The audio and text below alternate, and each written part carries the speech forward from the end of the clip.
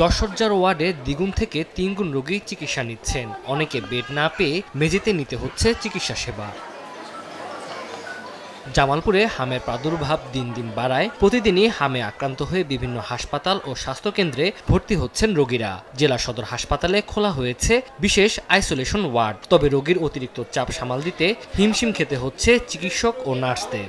এইখানে জায়গার পর্যাপ্ত পরিমাণ অভাব, কারণ একটা বেডে 3টে রোগী নিয়ে বসে আছি। ফ্লোরে থাকা তো আমাদের জুলুম। হামের মানে কোনো ট্রিটমেন্ট পাইতে হলে নিচে ডাক্তারের কাছে যাইতে হয়।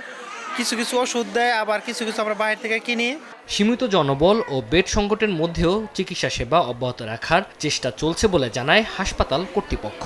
এখানে আমাদের বিছানার তুলনায় রোগী অনেক বেশি, যার ফলে আমাদের সেবা দিতে একটু সমস্যা হচ্ছে। 250 বেডের হসপিটালে যদি 1000 জন রোগী আসে, তাহলে সব কিছুরই এই স্বল্পতা, এটা তো স্বাভাবিক।